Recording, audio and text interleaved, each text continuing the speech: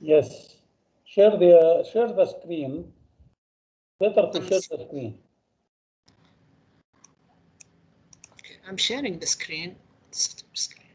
You are sharing the. Yes, now it is okay. Now you can see it.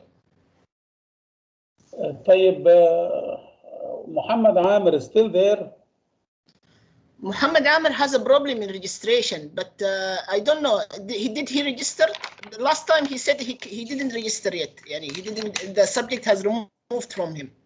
So far he didn't register. Please, يعني remove his name. Okay. And now the group has okay, go ahead. Okay. Assalamu alaikum wa rahmatullah. I'm going to give you a brief about a term project, which is about optimization of train energy consumption. Basically, what we want to do here is to optimize the operation of the train such that we can achieve minimum energy consumption. We are talking here about achieving this without changing the equipment and infrastructure. So in order to do this, we need to establish and build a good optimization model of energy saving and solve it using one of the intelligent optimization algorithms that we have gone through in this course. So why we need energy saving? Basically, it has many benefits. I cannot talk all about it, but basically, it for a train or for this problem exactly, it reduces the operational cost and emission from the train, like carbon emission. Another thing, this topic has become a hot topic for the scholars in this field in the recent years. Because transportation, one of the necessary things for people. So as I said here, we want to optimize the energy consumption of the train without changing the equipment and infrastructure. Let me show you this figure. This figure illustrates how the train works.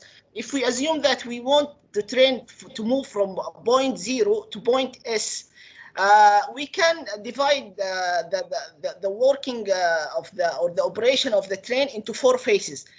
First, we need to accelerate the train from 0 to velocity AC, or the acceleration velocity. Then we have the cursive, which called this is called the acceleration phase, and we have the cruising phase, where the speed and the energy is constant here. Of course, to accelerate the energy from 0 to VAC, we need here energy to make that happen. In the cruising phase, the energy and the speed are constant. And then before we reach to our final destination, which is point S here, the train enter to a phase called coasting phase. In this phase, sometimes we need extra energy to make the train stop or to bring it from the movement to 0 velocity. The last thing is that we have the braking phase. Here where we use the braking system in the train to make it stop. The red line here in the graph represents the velocity among the 4 phases, and the dashed line here shows the energy of the energy in the operation. So basically, researchers use this graph in this graph we can see, what we can know that we need to optimize the acceleration and the energy of the train in the acceleration and the cruising phases. And this can be done by manipulating the accelerating velocity and the velocity among the cruising. So before we start this, we have here identified what are the objectives that we want to do it here, and what are the constraints that we will face us in this optimization problem. So we have identified here 2 objectives, which are: first, we need to make the energy consumption as minimum, and the second thing, we do not want to disturb the punctuality of the train. We need to ensure that after achieving the minimum energy consumption, that the train still has the same accurate stopping and the punctuality. So on the other hand, what are the constraints that we have identified here? We have identified the acceleration speed as a constraint, the speed of the train during the cruising phase, and the braking system. So our objective here is to find the optimal driving parameters. Some researchers call it eco-driving of the train. So now let's go for the proposed solution by our group. For this problem, we have discussed about many solutions, but okay. This is last slide, inshallah. The proposed solution that we have agreed to select one of the recent optimization problem in the research field right now. So we have come to an optimization technique called chicken swarm optimization. This is a new optimization technique that has been developed by a Chinese researcher in 2014, and this is optimization technique try to mimicking the hierarchical order of chicken swarm. Basically, we will have a fitness formula, and based on this, we divide the solution into either a rooster or chick or hens. More details, inshallah, in the next presentation will be, inshallah, provided. Okay, that's it. Thank you very much. Okay, thank you, Altai. Excellent presentation. So if anybody has any question, just can we can accommodate one question. Otherwise, we can move to the second group. Okay, well, so let us go to the second group. Barayan, Bawazir, and Bureki. Okay, Assalamu alaikum. This is me, Abdullah Barayan. Okay, go ahead. Okay. I hope you can see my presentation and you can hear my voice clearly, inshallah. Yeah, you have it now. Okay, so Assalamu alaikum. This is our presentation for the proposal of the term project of the intelligence control course. This is me, Abdullah Barayan, and my colleagues Ahmed Bawazir and Abdurrahman Al-Bareki. Our topic is about we'll do an optimal design for a nonlinear backstepping controller of a quadratic slang load system using, we are suggesting to use particle swarm optimization. So mainly the motivations for choosing this topic is that, as you know, that the control of robotics is now gained much attention in the academy, and this is because of the potential application mainly of the robotics. We are interested in the unmanned aerial vehicles or UAVs, and specifically we are considering UAVs which is a quadrotor that has a slang load, or what's called a cable suspended load. This is mostly used in the load transportation, especially for shipment, like Amazon, using these techniques.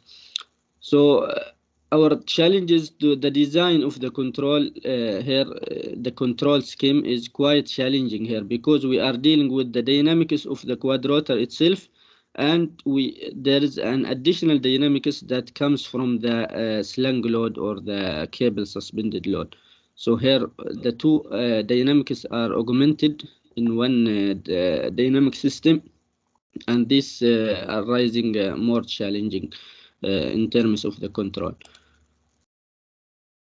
So our main challenge here, because we are having a base paper that uses a backstepping controller already designed, but here in the base paper they used like conventional parameters or gains for the backstepping controller. Our objective here to make this the choose or the selection of the optimal parameters systematically by using one technique of the optimization techniques, and in our case we are suggesting the particle swarm optimization. Maybe later on we can check others. But here our main challenge is the design or the development of the objective functions.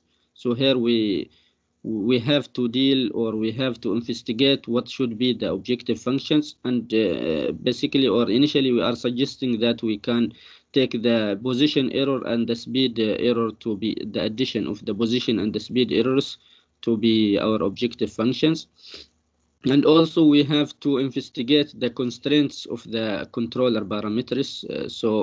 In the gains of the backstepping controller, we have some constants or gains that should have minimum and maximum values. So here we have to investigate these values.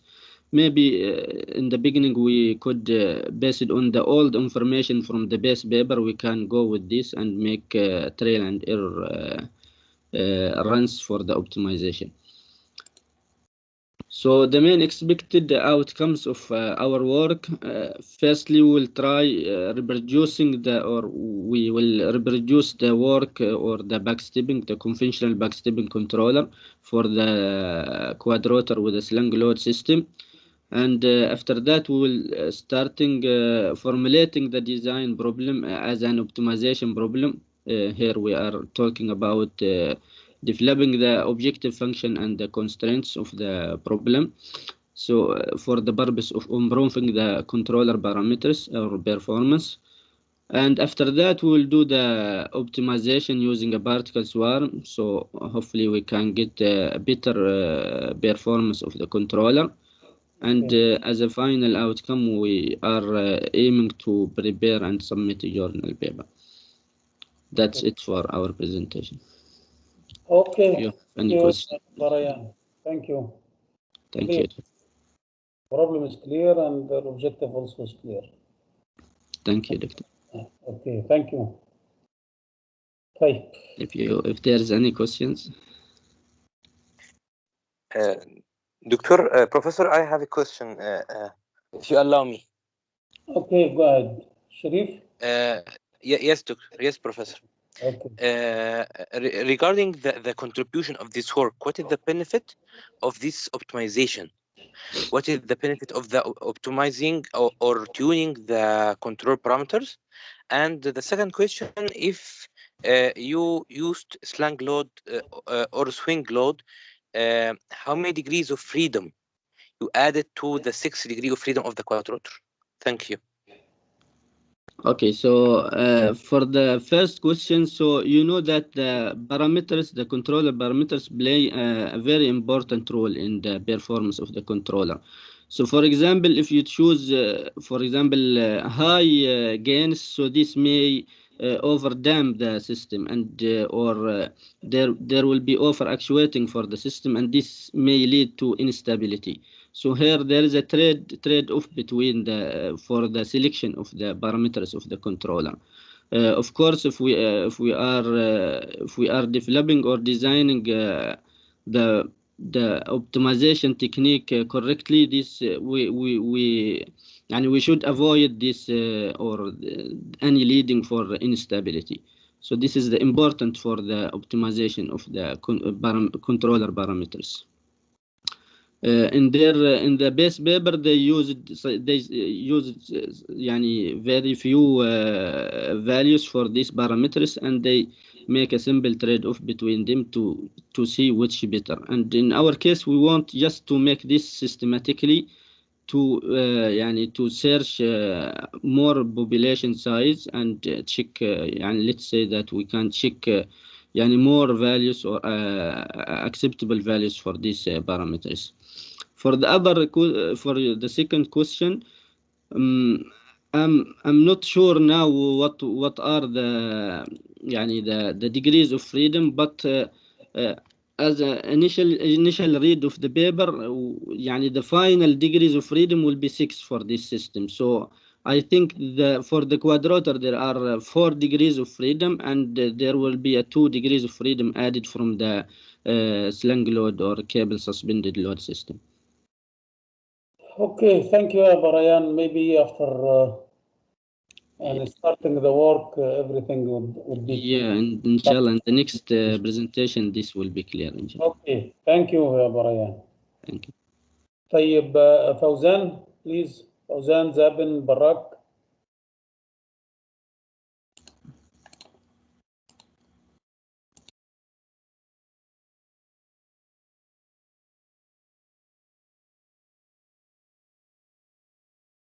فوزان زابن براك anyone؟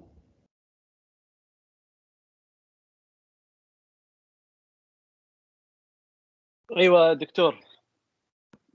يلا يا فوزان. يلا جايك. ها.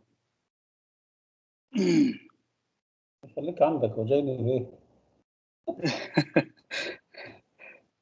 طيب. Okay, go ahead. طيب. Thank you very much. This is Fauzan, and my colleagues Hisham Al-Barrak and Mu'izz Zaben. Our topic actually is to look into the optimal coordination of the directional overcurrent relays using the evolutionary optimization algorithms. So we will go over the motivation and background, and then objective literature review, approach, and the task distribution and schedule. So first of all, as we 5 minutes. Yeah, very quick, Doctor. As we know that the classical distribution have radial structure and unidirectional power flow from generation all the way to the load. With the advances of the power system automation integration of DGs, the distribution are expected to be evolved into the mesh network that have the controllable equipments, decentralized DGs, as well as the ability to operate independently. So we know from these changes that the fault, pre-fault, and the fault current will be changing in both magnitude and direction. And we know the limitation of the conventional overcurrent with the fixed protection settings may result in the loss of the coordination between the relays and finally the protection interference.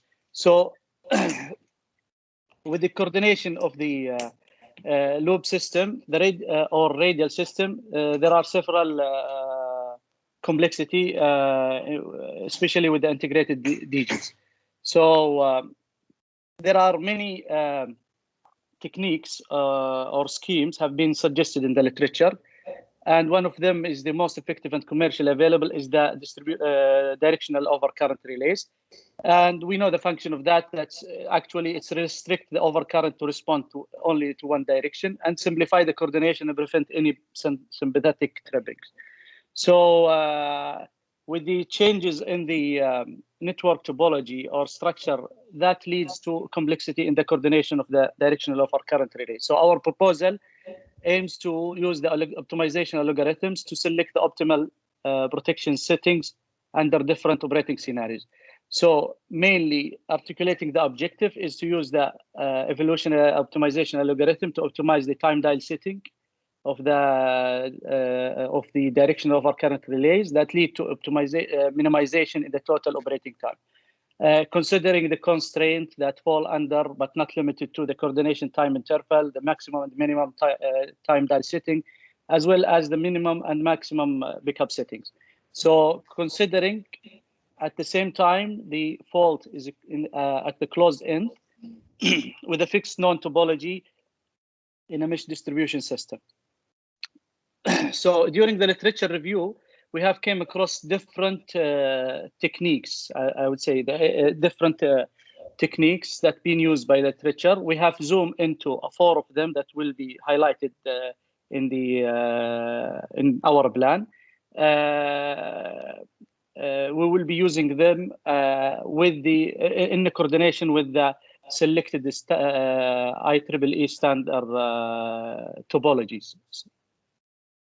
So our approach, as we said, we will be building and modeling the distribution generator along with the the directional overcurrent relays based on, as I said, the benchmark networks. We are targeting the 3 and 5 and 15 buses system, and that will be an agile process to understand how the system is effectively running. Studying also the load flow and short circuit analysis of the model system, formulating the objective function along with its constraint mathematically, and applying as well the final selected evolutionary algorithm that will optimize the objective function. In the end, we will be comparing the result with the published literature, one of the published literature that will be selected. So as we said, the task, we have distributed our task into, first of all, overview and foundation of the foundation building that will target the literature view, and methodology selection. As I said, that we have selected 4 or 5 of the networks among the literature highlighted ones, and we will be studying them and zoom into the most targeted one while we are progressing now. Also, we'll be building the network model that will target, as I said, the distribution network, the DG, as well as the building relays. The third and fourth and fifth, that will target the analysis and design, progress phase, and designing the overall designing formulation methods and methodology. Then we will be going with the progress report 2 and reporting the paper and submission. That's the overall time table or schedule for us. And thank you very much. Thank you, Fauzan. Excellent. Yeah. But you will face some, I can see some of the evolutionary computation techniques are already implemented in this specific problem. So, and you need to come up with some kind of innovation in order to publish. Okay. Inshallah. And we are trying our best to look into different methodology and different topology, Okay. and we'll try to see how can we okay, great. target. Any Thank you. question? No, then we go to Johani Hamad Mubashir. Yes, please. Assalamu alaikum. Can you see my screen? Yes, go ahead. Assalamu alaikum, everyone. My name is Abdulaziz Johani, and I'm today presenting our project proposal on behalf of our group, Mr. Mohammed Mubashir, Mr. Hassan Hamad. Our problem mainly focuses on high impedance faults, especially in overhead transmission lines. So this presentation, we're going to start with basically the definition of high impedance fault, just to understand what is the basic problem that we are trying to solve. And high impedance fault is or happens when an electrical conductor unintentionally contacts the ground through a high resistive medium, which is implied from the naming itself. But a high impedance fault can be basically classified into 2 types: passive faults, which can occur, for example, in underground cables, where the insulation of the cable itself will deteriorate over time, and it will start with a small leakage current, which we have as a base case, and then over a long period of time, it will develop into a normal short circuit. And the second type is the active high impedance fault, which occurs when an OHTL conductor breaks and touches a high resistive ground, like what we have in most of our gas wells, the high resistive sands. So this phenomena creates low current that flows into the ground, and immediate transient arc, which is for conventional overcurrent relays, is currently very difficult to detect. So our question is, why do we need intelligent techniques to diagnose high impedance faults? To understand why you need intelligent techniques, we have to look at the characteristics of high impedance faults.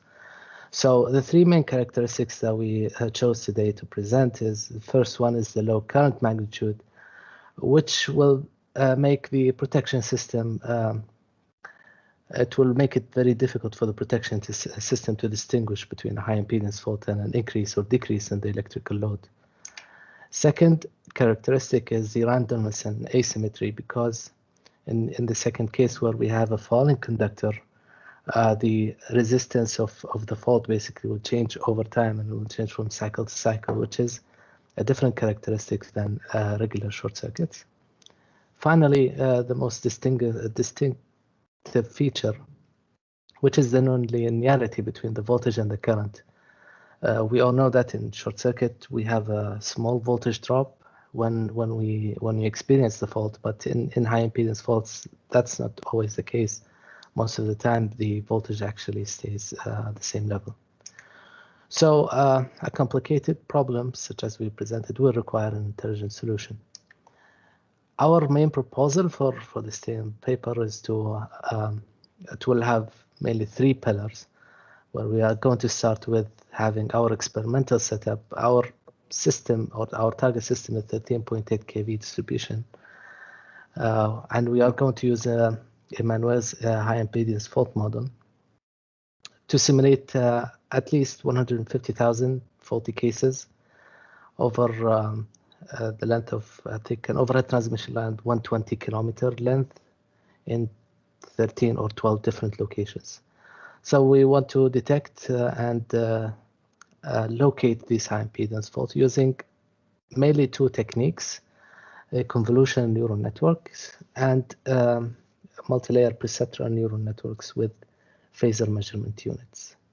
Our objective is to compare our results using both techniques with whatever is there in the literature. So this is the end of our presentation. If you have any questions, please go ahead. Okay, thank you, Juhani. It's clear. But did you check the literature whether we have some techniques implemented already or not? Most techniques in literature focus on regular multi-layer perceptron neural networks with pre-processing technique like wavelet transforms, Stockwell transforms. But we observed that convolutional neural networks, for example, is still a relatively new field when we talk about implementing it in high impedance fault area. Great. Thank you. Thank you. Any question? No. Then we go to Maruf Al-Hassan. Maruf and Al-Hassan. Maruf.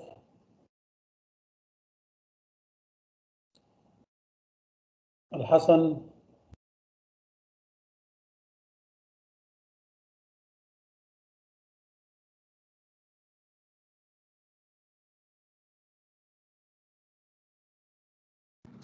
Yes, Doctor, I'm with you. Okay, go ahead. Okay.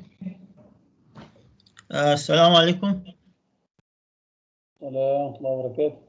Okay. Share your presentation. Okay. I'm sharing the screen. Can you see it now? Yes, now it's okay. Go ahead. Okay. Assalamu alaikum. Yeah. My name is Muhammad Ma'ruf. I am presenting to you a proposal for EE 522, and my partner is Al Hassan Ali S. Al Sharif. This is 556. Intelligent control is 556. It was a mistake. Both courses, but just to make it an order. Okay. Yeah. Thank you. Okay. Our work is mainly on the intelligent control design for quadrotor unmanned aerial vehicle. Recently, the applications of quadrotor in surveillance, agriculture, rescue missions, aerial photography have increased due to the vertical takeoff and landing, fast maneuver, and smaller size. Therefore, several control approaches have been presented in the literature in order to improve the performance of the quadroto. So, in our work, considering the large volume of the works that have been done before, we decided to come up with an innovative idea to improve the performance of the quadroto. So we decided to design a fractional order sliding mode controller, which is a robust controller that improves the convergence and robustness of the system. Moreover, we want to use neural network to estimate the uncertain and complex non-linear dynamics of the quadroto. Furthermore, since a sliding mode controller is always associated with chattering, we propose a fuzzy logic system to estimate the profile gains of the Ritchie law so as to minimize or eliminate the chattering effect, which can increase power consumption and tear and wear of the mechanical part. This is the schematic diagram of the quadroto. It has four propellers, and it is movement depends on the inclination of the rotors. The dynamic model of quadroto has 6 degrees of freedoms, which can be transformed to 12 non-linear state equations. Also, it is an under-actuated system with 12 states and just 4 control inputs. This has adds to the difficulty in the control design of the quadroto. So that's all our work. Okay, thank you, Maruf. Thank you. Did you check the literature? Yes, we have checked the literature. That's why we decided to use a fuzzy logic, neural network, fractional order, and finite time stability together. Okay, great. Thank you. Okay, thank you. Let us go to next group. Sab'a, Hakami, and Jibrin. السلام عليكم. عليكم السلام ورحمة الله وبركاته.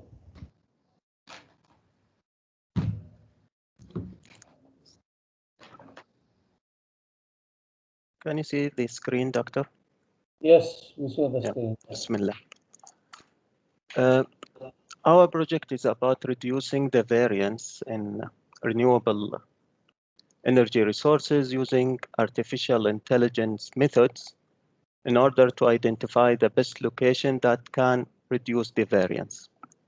On behalf of my colleagues, I'm Mohammed Al-Saba, and we have Nasser Al-Hakami and Khalid Al-Jibri. So our problem is mainly divided into 3 parts. The first part, we will try to forecast. To combine fuzzy logic. Sorry, somebody is talking. So our Please mute your mic. I don't know who's Muhammad. Okay, Muhammad Saba is presenting. Okay. So our problem is mainly divided into 3 parts. The first part, we try to forecast the wind speed and the solar radiation. And we are going to use the ARMA as a classical forecasting method and the LSTM, which is the long short-term memory deep learning method. This is a graph because of what we have done up to now. It's still working in progress, which can show the blue as the observed values, the ARMA in the yellow, and the RNN, which is the recurrent neural network, because of the LSTM is a subset of the recurrent neural network in the red. And you can see the accuracy of the deep learning is much better than the ARMA model. Then we're going to move to try to minimize the variance of the renewable energy resources by selecting the optimal location, which we have about 22 locations in Saudi Arabia.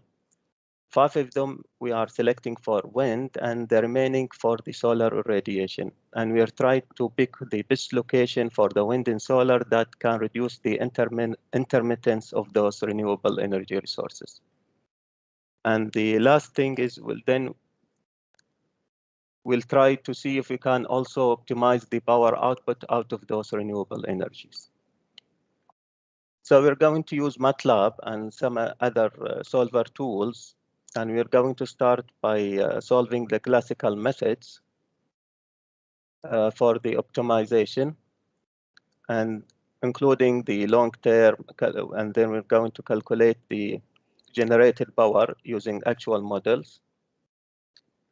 We are going to evaluate the impact of the optimal location that can reduce the variance, and then we'll see if we can try to minimize by optimizing the renewable energy locations using the artificial intelligence method. So we're going to solve it twice, one with classical optimization method and the other one with the artificial intelligence method. And we are leaning to go with the generative algorithm, but still not decided yet. So this is our proposed contribution, is that we are going to use the forecasted data instead of the history data. We're going to solve the problem twice, one with the classical and the other one with the artificial intelligence method. We're going to explore the influence of having unrestricted number of wind and solar farms, and which is the introduction of the hybrid system. And we'll try to coordinate the output of the renewable energy, which will comply with the grid code. And we are going to go with the Saudi grid code. And we are going to add those renewable energies and installments in yearly basis. That's the overall that we have. This is just an overview of the draft objective function where we try to minimize the variance of the parameters for the power output of the parameters at the same location and in the other location. This is why we have PI and PI with PG, which can represent the location at different location, the power at different location. The constraints are not yet decided, but we are still working on them. But this is the overall, which you can see is a non-linear optimization problem. Okay.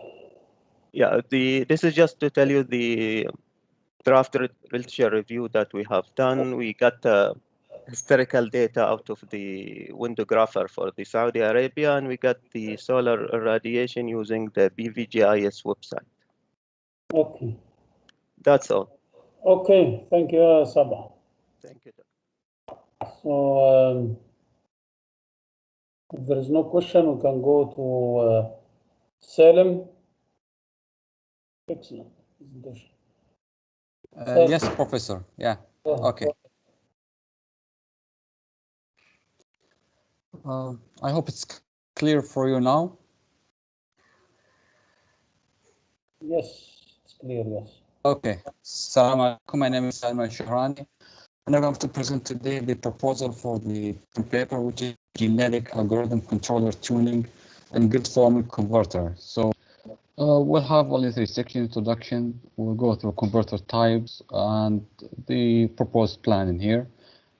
So just as the renewable energy resources are being utilized increasingly, it raises many problems, but one of that is the reduced inertia in the networks. And the complications accompanying this matter actually hurts the frequency regulation, because inertia is a physical property of the conventional generators that's actually missing in the renewable energy or microgrid relying on renewable energy resources. There are many solutions proposed, but the imposing virtual inertia through controllers is one of the solutions. But there are many complications, come along with this suggestion, because this virtual inertia normally it interacts with the network parameters, dynamics for cable dynamics, transformer dynamics, whatever. It can couple with that, and it hurts the network. And this is all of this under the umbrella of the voltage source converter that actually interfaces the renewable energy resources to the network, whether it's PV, battery, wind power, whatever. The voltage source converter, it's only the interfacing between the two systems. So we have two main converter types, grid following and grid forming. Quickly, without going into details, the grid following, as its name suggests, just try to follow the network voltage, and it should be connected to a network that has a conventional generation system in it. On the other hand, the grid forming converter, it can exist as a standalone. It doesn't need to be connected to any conventional generation system. It can actually shape the voltage and the frequency of the network. So it plays an important role in the system stability, and including, of course, the frequency stability, which is it's of our concern in here. So you can see here the grid forming converter that's connected to the grid. We can see we have different closed loop controllers. We have the outer loops, it's called, for the power and the voltage, and the closed loop, it's for the current and voltage. We have the pulse width modulation. Actually, it's not the time to go in deep details about explaining this. Yeah. But in here, okay, the problem in hand in here, if you set the virtual inertia, it has to be set properly, otherwise it would destabilize the system. It's not the higher the virtual inertia, the better. Actually, it could backfire. And this has been experienced in the literature, and many proposals were there using the classical controller methods. So the PID controller, because here we are dealing with PID controllers, the parameters of the PID controllers must be set properly to have the minimal problems. So the proposal here is to utilize the MATLAB Simulink mode. The artificial intelligence, it was used.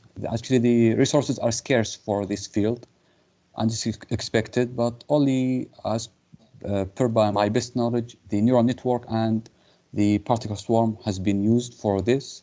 And all of it, the cost of optimization was very high because of it was unlimited. So they used the tuning for the PID controllers without mandating any limits to select for these controller parameters. It could be take too long time to set the parameters, and the time window is very short if we're talking about the transient stability in this case. So here, for the proposal is to use the genetic algorithm in here. I'll make the tuning first using the step response for each parameter of the controllers. We have 5 closed loop systems, so each one must be tuned using the step response, and we're going to make the objective function is to minimize the error. We can integral error or whatever, to minimize the error between the step response reference and the one in the real time. And from there, we can set, once we get to the proper limit or proper response, we can set reasonable limit. And from there, we can use the generic algorithm to search for the optimal parameters. So this is the plan at the time being. Okay, Salim, thank you very much. Clear. Okay. Okay, thanks. Any question for Salim? Otherwise, we can move to the next, Wajih and Abdurrahman. I didn't get you, Professor, sorry. لا, it's okay, clear Okay. Yeah, the problem, the approach is clear, so we can go to the next group. Yeah. Okay, thanks. Thank you very much. Wajih and Abdurrahman. Yes, I am with you. Did the screen appear in your site? Yes, it's clear. Go ahead. Okay, I'm Yusuf Al-Wajih, and my college is Ahmed Muhammad. We both are working in the improving the performance. We will work in the improving the performance of solar panel by automated water cooling system with the intelligent control. Actually, all we know that nowadays is many approach is to enhance the performance of the solar panel or use solar energy. Actually, we are considering in the cooling system, where in the literature there is many studies are concerning this problem, and they are trying to add a subsystem to cool the PV system, as they conclude that the commercial PVs are working performance with the temperature. As temperature increase, the performance of the solar panels decreases. So they are trying to attach a cooling system. We are considering the water cooling system to do so, and we will implement these techniques to enhance the output of these panels, the commercial ones. For sure, the cooling system are needing some control to control the pumping of the water from the tank. If there is a tank consume the tank and the pumps, also to enhance the performance of these panels. So as an introduction, in the literature, the performance of the commercial solar panels decreases, as I said. But when we are attaching the cooling system, we need to minimize the cost, which is the energy used to pumping the water from the tank to the surface of the panels. Also, sometimes when the solar panel is in the range of the ultimate temperature, it's work fine. So we didn't need the cooling system, so we have to turn off the cooling system. In this, so we are considering the fuzzy logic controller as our target in this work, and we will try to see the effect of this controller. As in literature, there is no one consider this. I didn't in my search. I didn't see anyone considering this controller to control the automated water cooling system.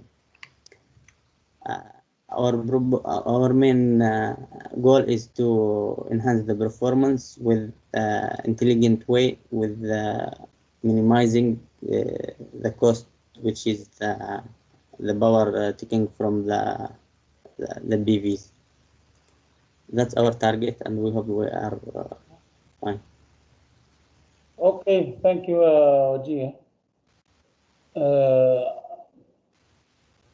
Any one of the group from mechanical engineering or? No, we are both from the system engineering. System engineering, okay.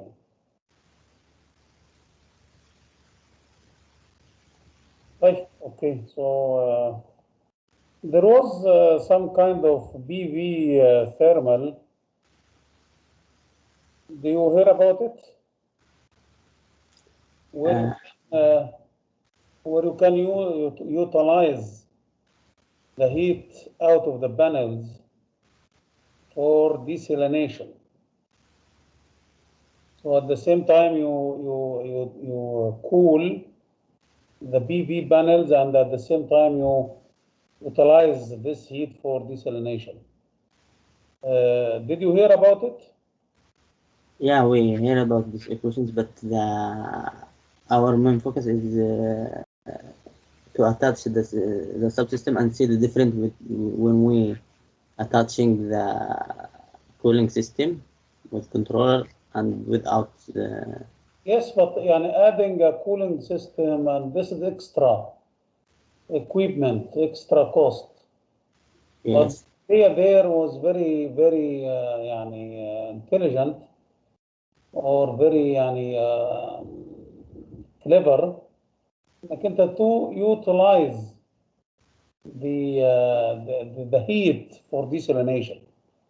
So at the same time you are cooling the BV and you are desalinate also the water. So you mean we have to use the heated water?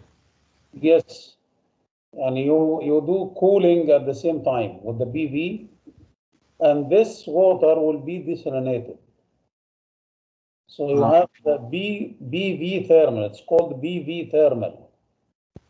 Yeah. This is from I think it's related to mechanical part. Okay. It need some analysis in thermodynamics and fluid.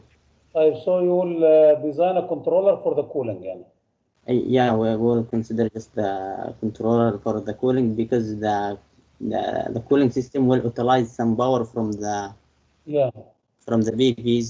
So we will try to minimize this consumed power. Okay, great. Thank you very much. So let's go to the last group, Yusuf and Paul. Last group. Okay. Yeah, Yusuf, go ahead.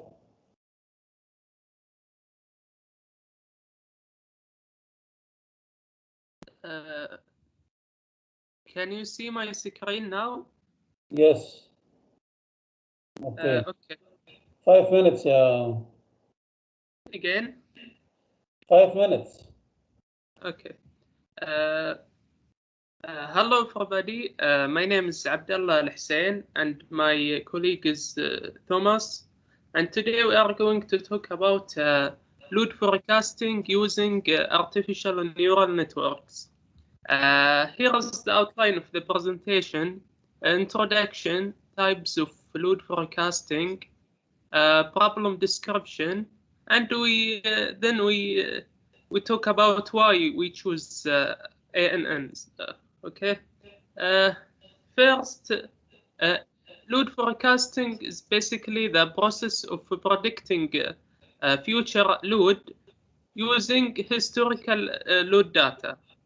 It is basically demand forecasting for electricity. Okay.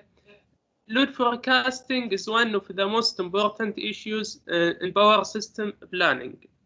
Having a good forecasting technique helps power system operators to achieve efficient planning and operation and maintenance of the power system. Next is the types of load forecasting.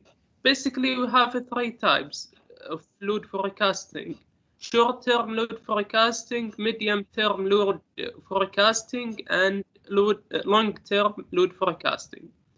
The short-term one is basically several minutes to several days in this range.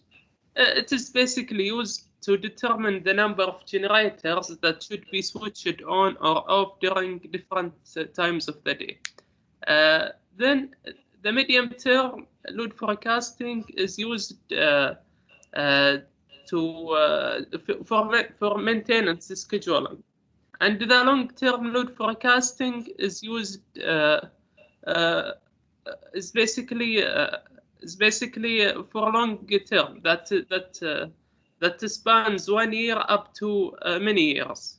It is for the planning and installation of new facilities like transmission lines and power plants. Basically, in this project, we are concerned about short-term load forecasting because it is the most challenging one out of them. Now we come to the problem description. Basically, we have traditionally we use statistical techniques for load forecasting. The problem with these techniques is that sometimes they often fail to provide accurate predictions. This leads to inefficient planning. So we need more accurate techniques. As we know that improving the accuracy of the forecasting by 1%, a utility can save millions of dollars, depending on the size of the network. So a promising solution to improve the accuracy of the forecasting is using AI techniques. And here we are concerned about artificial neural networks, which is ANN. Artificial neural networks has a good pattern recognition ability. So we believe that using it will help us to get better results. And that's it. This is the problem basically. And thank you for listening. Okay, Yusuf. And a lot of neural network work has been reported in literature. So what kind of neural network you will use and what kind of contribution you will do here? I know I have surfed the literature and I saw so many papers out there, but we hopefully we will come up with a new architecture or a new technique, hybrid technique, for example, that overcome the techniques that are in the literature, hopefully, and mainly there are so many types of neural networks, and the RNN is the most probably we will use RNN, recurrent neural networks, to solve this problem. Okay, you have to look for new. Also, we will use the hybrid technique. Maybe we will use we will combine genetic algorithm with the traditional ANN. Okay, great. Thank you very much. Okay. Okay, thanks. Okay.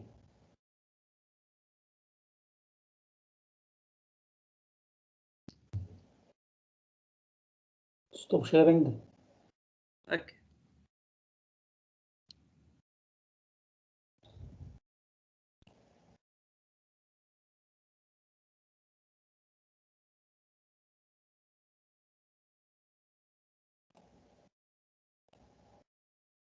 Okay. So let us continue. We still have 15 minutes. Okay. So this is the control problem, as we mentioned earlier.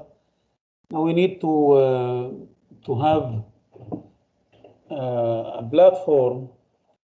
So when we implement evolutionary computation or neural network fuzzy logic later on, so we can have something common, and then we can verify or assess the developed techniques. on this problem. We can implement it and we can assess the techniques developed. So we'll give you a brief description, just x dot equal to x plus bu, and open loop system stability by checking the eigenvalues of matrix A. And then we will give you the controller structure, and we will see the closed loop system, and we will check the stability of the closed loop system. And we will see some of the objective functions that can be implemented in this linear systems considered here. Okay, a control system model is in state space form is as such. Let us take it as such without going deeply in what is behind these numbers. So you have here 4 states, x1, x2, x3, x4, and this is the A matrix, and this is the B matrix. Okay, so this is the control system that we have. If u equal to 0, so we have open loop system, and the eigenvalues of matrix A without controller, without any control input u here, is given as such.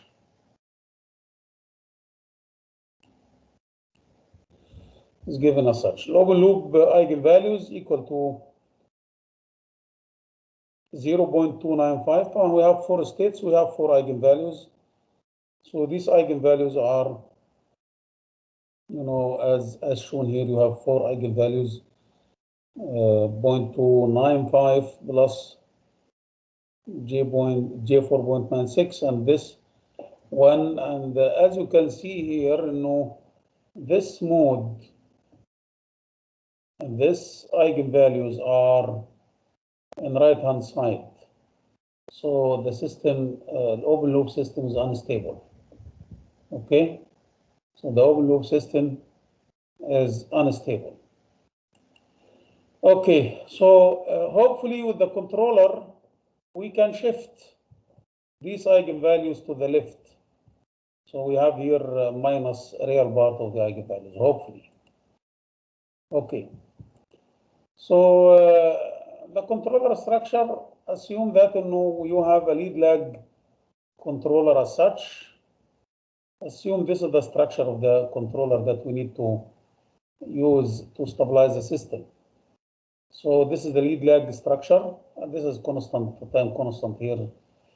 3 is fixed. We will not have any design in this part. But here is the lead lag compensator with the gain here K. So what we need is to find out how much K and T1 and T2. We need to design this block. This is lead lag block, or lead lag controller, or compensator lead lag controller. So we need to design, we need to find out how much K, how much T1, how much T2, in order to stabilize the system, in order to get all the eigenvalues in the left-hand side. So to derive the closed loop system, 2 more states have to be added as follows. You have here u. You would substitute u, and we have here x dot equal to ax plus bu. So we will substitute u here by the output of this controller. So this is the state number 2 is taken for the feedback. And then you have this process. Assume that the state here is x5, and then so we can add here 2 additional differential equations you can derive from this block. You can say x2 multiplied by this equal to x5. So x2 multiplied by this, so x2 multiplied by 3s over 1 plus 3s, it can be written here. So you can say, s times x2 equal to x2 dot, we have 3 x2 dot equal to x5 plus 3 x5 dot. So x2 dot is already known. X2 dot is already given here in terms of the states. X2 dot equal all this multiplied by x1, x2, x3, x4. So you can express x2 dot by the x1 and x2, x3, x4. And then you can have x5. This is a new state. So this is one state here. And then this u can be also written in terms of x5. So you can say x5 multiplied by k multiplied by this equal to u multiplied by this, and you can get also u dot. So this is another state. So you can add here 2 differential equations over the 4 differential equations of the system. And you can write these equations as we pointed out before. This is the first one, and this is the second one, u dot in terms of all. Of course, you can express x2 dot by x1, x2, x3, x4, and then you can expand this x5, you can express it, and then you can substitute here x5 dot in terms of x1, x2, x3, x4, and x5. So adding these 2 equations to the 4 differential equations before, we have now the closed loop system has 6 states. The closed loop system now has 6 states. And these states are x1, x2, x3, x4, 5, and u.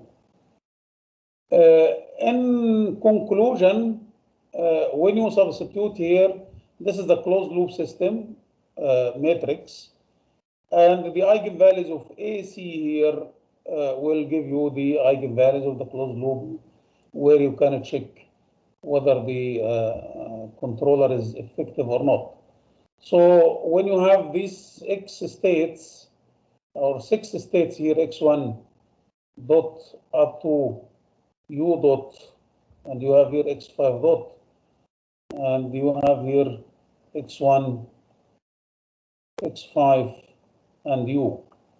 So you can arrange the equations in this, and this is the closed loop matrix. So you can get the eigenvalues of this matrix, and you can see whether your system is stable or unstable. As you can see here, the eigenvalues of this closed loop system depends on the K, the gain of the controller that you will select, depends on the T1, depends on the T2. So these parameters are the optimized parameters. And based on these parameters, you can have different eigenvalues if you select different values of K, T1, and T2. So this is the closed loop system eigenvalues. Assume that, this is just a partition. Yeah, this is the matrix A as before. And then you can have this is B, or this is the structure of this. No need for this partition, but this is the closed loop matrix, and the closed loop matrix depends on K, T1, T2, so the eigenvalues can be shifted by proper selection of these controller parameters. So if the controller is given as, assume that the controller is given as such. So this is K, assume that, and we have this K, and this is T1, and this is T2. Okay, so this is the controller. If we substitute on K1 with T1 and T2, K, T1, T2 in AC matrix, we can get the eigenvalues as such. So this is just one case. If you have this setting of the controller, K, T1, T2, you will get the eigenvalues as such. Of course, the system now has 6 states, so we have 6 eigenvalues. We have 2 real eigenvalues here. Okay, and then we have 2 real eigenvalues, and these are the conjugate or complex eigenvalues here. So as you can see here, all the eigenvalues are in the left-hand side. The real part is negative. So that means the controller with this selection stabilize the system. So but what we need is to this is just an example in order to make it like a benchmark of the classical controller design. But if we implement a genetic algorithm or any other technique, can we get better selection of these in order to shift more the eigenvalues to the left so the system can be more stable? Okay, so let us see. So the closed loop is a stable system now, and okay. Comparing it to the open loop eigenvalues, you can see the difference definitely. Right. Now, if we need to implement a genetic algorithm to find out these parameters, K, T1, and T2, what do you think the objective function would be? Can you imagine about what is the kind of objective function we can implement here?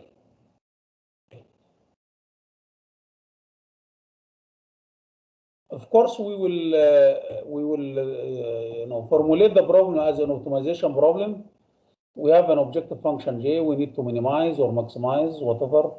It depends on your selection. Minimize J subject to these parameters K, T1, T2, minimum, maximum bounds of these parameters. So you can select in genetic algorithm, what you can do, you can select randomly K between minimum and the maximum.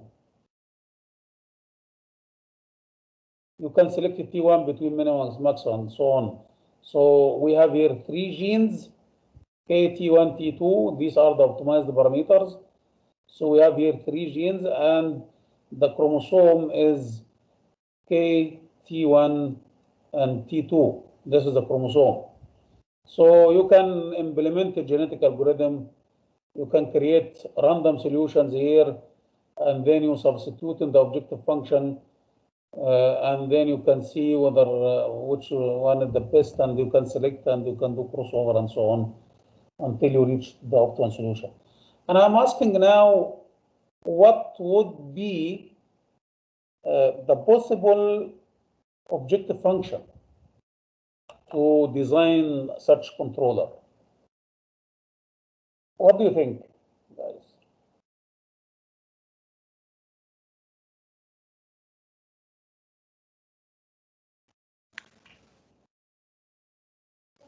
I think, Professor, it should be beyond, all the eigenvalues must be beyond certain threshold in the left-hand side, of course. Okay, so you can say, we need to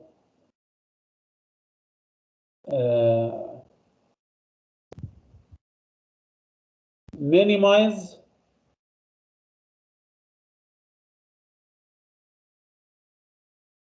the maximum sigma. Okay, yeah. This is sigma. طبعا you have here sigma. This is sigma 1 and sigma 2. Okay? Yeah, these are the eigenvalues, isn't it? Yes. This is sigma 1. This is sigma 2. And of course, you can forget about these 2 real bars, or you can also assume that this sigma 3 and this is sigma 4. Okay, so real bars of the eigenvalues. What you want to do is to first find out the maximum sigma. Maximum sigma means which is maybe in right hand side or very close to right hand side لأنه sigma is decreasing in this direction. Okay, so you selected the maximum sigma and you need to minimize this one. Minimizing this one means you are shifting the eigenvalues to the left. 0.1 is better than this. Minus 0.1 is better than this. Minus 3 is better than this. So you select the maximum and you need to minimize the maximum sigma. So this is one way. As Salim pointed out, we can set a threshold here like sigma 0, and we can say no, if sigma becomes to the left of sigma 0, lower than sigma 0, then we can stop the search. So this could be minus 2 مثلا. So the real bar, minimum real part will be below minus 2. So all the eigenvalues will be shifted to the left of this line. So this is one way to design the controller. So you are searching now for K, T1, T2 in order to minimize the maximum sigma. Is it clear? Yes, doctor, but can we treat the solution as a constraints? We treat the solution?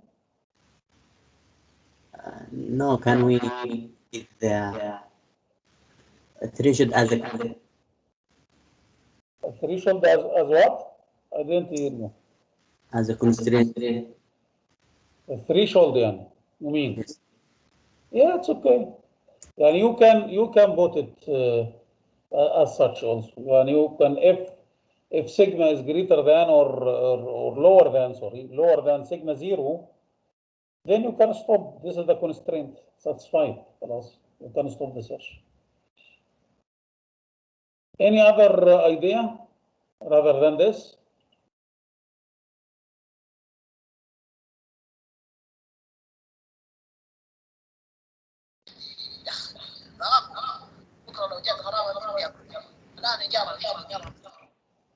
تمام. So, okay. Any other? If we are interested in sigma, you can also look at zeta. We need to maximize minimum zeta. Minimum damping coefficient, we need to maximize it. The minimum damping coefficient, we need to maximize it. And here for this eigenvalues, you can find zeta 1 equal to minus sigma over square root of sigma square plus omega square. And for this one also, you can get zeta equal to minus sigma over again. So in this case, for this roots or eigenvalues, this zeta 1 is negative, and here zeta is positive. So the minimum zeta is this one. So we need to work on this one and we need to maximize it. And instead of negative, for example, 0.5, we need to shift it up. We need to reach, for example, 0.7. So with the optimization, we need to get the minimum zeta and we need to maximize this value. So this is another objective function that can be implemented in linear systems with eigenvalue based objective functions. You can say minimize the maximum sigma or maximize the minimum zeta. There are other objective functions that we can, but we already passed the time. So let us stop here and continue next class, inshallah. Any question? if you have any question, please, continue. Otherwise, you can leave.